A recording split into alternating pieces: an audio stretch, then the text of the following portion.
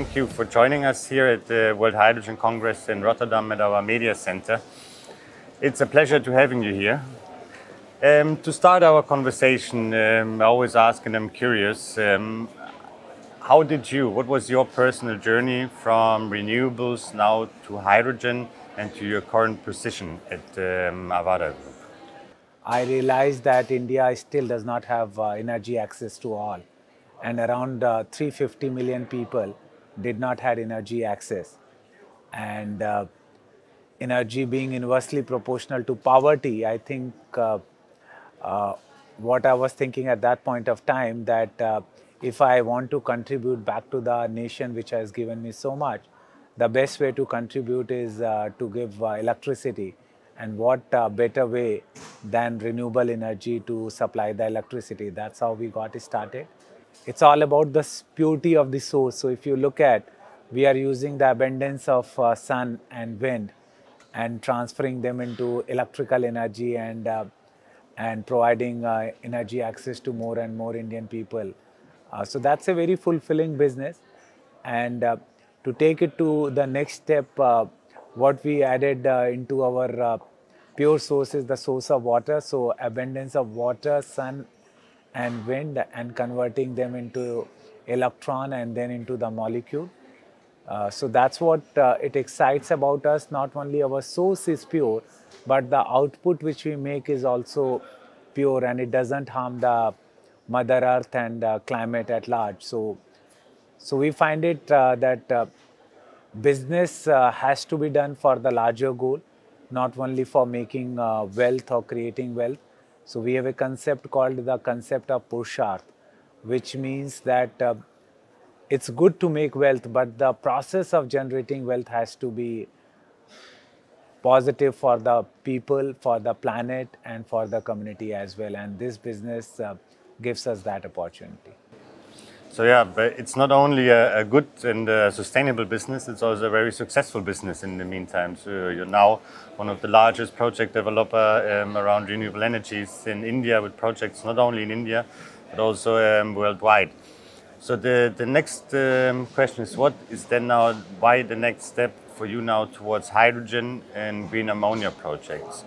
What are the focus regions for you, and what do you see as the most promising approach? I think in hydrogen and green ammonia and green methanol space, Indian government is very serious about it. For India, it's about becoming energy independent. So our current account deficit, which impacts our currency, is largely driven by our dependence on import of oil and gas and electronics component. And our Prime Minister in the last 2 years has been a very strong advocate of becoming Atmanirbhar, which means self-reliant. So for us, hydrogen, green ammonia business is going to help India meet its net zero target. But in addition to that, it will give Indians an opportunity to drive the car, which is run by hydrogen, use hydrogen as a trucking fuel, and for heavy transport, use it in the hard to abate sector like steel, aluminum, copper, thermal power plants, etc. So it's a great opportunity, and India has done a fabulous job on the policy side. Not only it has created opportunity in terms of giving ability to the developers to bank their energy in the cloud, grid cloud. So you can generate electricity using solar, wind, pumped hydro, give it to the grid, and draw down from the grid 24/7 reliably. So that's a very unique policy which India has built. Along with that, what they are doing now is they are considering to enforce the buyers through green hydrogen purchase obligation. So by giving mandates to customers in the oil refinery, city gas distribution, fertilizers, chemical industry, they are going to create a huge market space. So currently we believe India is a very good market for the domestic requirement as well as for the international requirement. Our government has a very strong focus on exporting to overseas market, And India and EU has a very perfect strategic fit. EU has came out with the guidelines to source 20 million ton of hydrogen, and out of which 50% will be import based, which means almost 50 million tons of green ammonia, methanol, opportunity for rest of the world to supply to Europe. India has a very good coastal ports all over India, so one can build a ammonia plant on eastern side of India, southern India, western India, based on the client requirement. And we are very fortunate that we are blessed with more than 300 days of sunlight and wind as well. And that gives us the opportunity to build large grid-connected solar and wind farm, which is the raw material to make green hydrogen and green ammonia. But you, with your projects that you're now planning with the 3 gigawatts of photovoltaic, for example, you're focusing on green ammonia projects purely for the export to the European Union at this point. Correct. So we are like a typical million-ton green ammonia project would need 5 odd gigawatt of solar, wind, and pumped hydro. So we have experience in India to build the world's largest single location 1250 megawatt plant, which is based in Bikaner. And now we are setting up a 3 gigawatt single location solar project to supply to our green ammonia project, which will be based on the coast to supply to European market. So it's a great opportunity for India as well as for Europe. It's ambitious plans. I mean, we heard a lot about supply chain topics also in the last days here during the conference. And I really liked the one point you mentioned about an open source technology around electrolyzers. It's really sourcing, like having the technology as an open source that every country can develop its own electrolyzers, because we see that there's a mismatch between the needed amount of green hydrogen and derivatives and the available capacity of electrolyzers. So do you see there an issue also for large-scale projects like you are planning with the supply chain of sheer the supply chain of components for these projects? So I think there is a challenge currently because this kind of scale was not seen in the past with mandates coming in European Union, Japan, India, Korea, US. There is a huge need for much more electrolyzer technology to develop and grow. And my view is that energy has been a bitter point across the world, and because of the energy prices in Europe and US and rest of the world is looking towards the recession.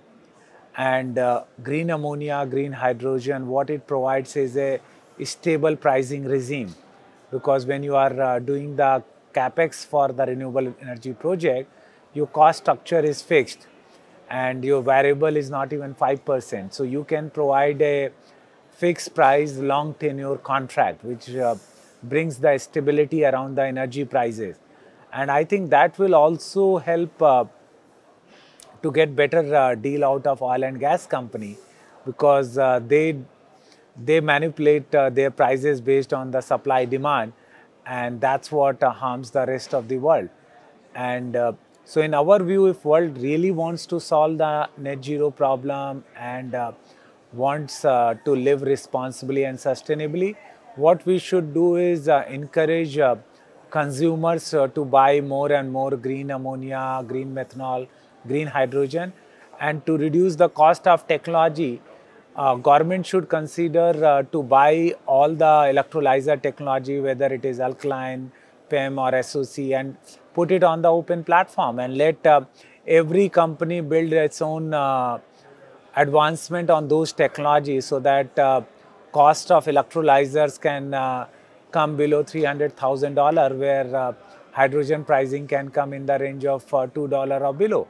So at that point of time, what will happen, if you look at today's price of oil, it would cost around 10 cents if you are using a diesel car versus 2 cents if you are using a hydrogen car, assuming hydrogen is at $2 per kg. So I think it's a game changer. It provides more stability to the economy. It provides more opportunity to industry which are currently dependent purely on gas, oil, or other brown sources of energy to transition completely. So I think it's going to be a win-win if governments can consider that. Yeah, and I think every aspect that can get us a better deal from oil and gas companies is at the moment very welcome, especially in Europe. Because it's all, see, they are there to maximize their profit. Absolutely. And I think there was no alternate. Now hydrogen is the new oil. And it's in interest of the world to encourage more and more hydrogen because it's eventually conversion of water. And if our cars start running from water, then you can imagine the world, you will not be dependent anymore on oil and gas companies. And that's where they will bring the best prices to the world. And we won't have the similar situation again. So it's solving, I think, two birds with a single stone. One is energy security for the world and greening the planet. So then, perhaps as the last question, so do you think as Avaada Group also to insource this technology development, for example, to be really then at the end also a producer and manufacturer of electrolyzer technology if necessary? So we had a huge challenge in the past 2 years. We were purely dependent on one country to supply us the solar panel and solar cell. And we realized that many of those producers did not honor their contract even after opening the letter of credit. So that was learning in a tough way. We are not going to make the similar mistake in a green hydrogen initiative of ours. We are very actively looking at localization of manufacturing of electrolyzers in India. We are talking to several companies for potential joint venture to produce it locally. And similar thing we have done in the solar panel. We are setting up 5 gigawatt of cell to module factory initially. And our game plan is eventually we want to become a sand to molecule company. So we'll convert the sand into green molecule, and that will provide a stability to our business model plus stability to our customer. When we tell them that we would deliver molecules in 2020-26, they would know that we are not dependent on external factor and we would be able to deliver it to them. Okay, so thank you very much for all the insights you shared with me. It was a pleasure talking to you, and all the best for your ambitious plans. We need more like this, I think. Thank you so much, and thank you for hosting me. Have a wonderful stay here at the conference.